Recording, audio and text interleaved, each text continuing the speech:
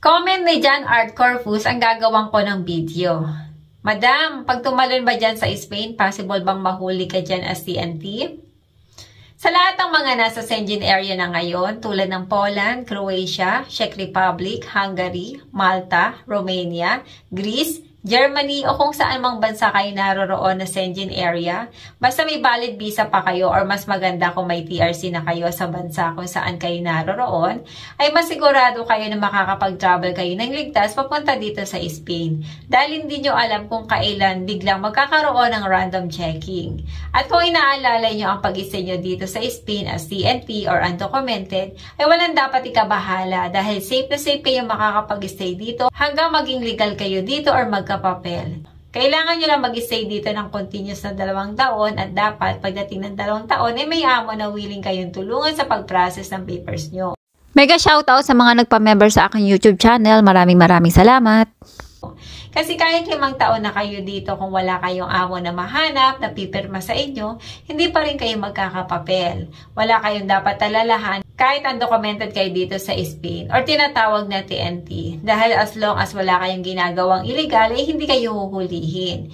Makakakita kayo ng mga pulis sa kalsada o kung saan-saan, pero huwag kayong matatakot dahil kahit malaman nila na undocumented kayo, ay hindi naman kayo huhulihin at ipapadeport sa Pinas.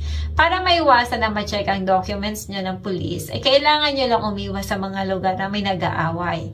Halimbawa sa boarding house nyo may nagsisigawan o nag-aaway at ayaw tumigil, umalis muna kayo doon sa area kasi ang mga Espanyol dito kapag nakarinig na ganyan, baka tumawag ng pulis. Naku, tatanungin kayo isa-isa na naroon sa bahay kung may papel kayo. Kaya para wala maging problema, alis na lang muna kayo. Ganon din kapag nasa labas kayo, kapag may nakita kayo nag-aaway or gulo, umalis na kayo agad. Sobrang daming mga Pilipino at mga ibang lahi ang tumatalon dito araw-araw. At isa na ako doon na tumalo noon. 2 buwan lang ako nag-work sa Poland dahil lumipat ako dito sa Spain. At ngayon may papel na ako at 6 na taon na ako dito.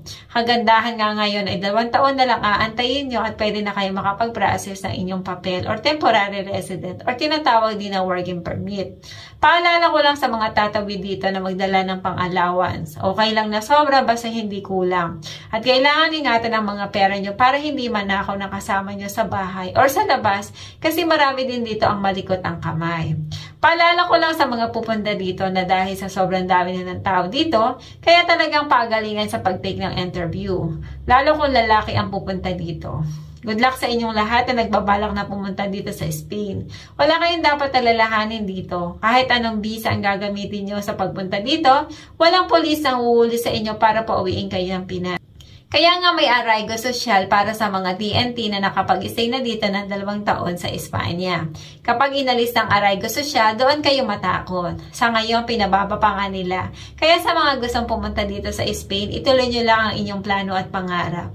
Good luck sa inyong lahat at magkita-kita tayo dito sa Madrid, Spain.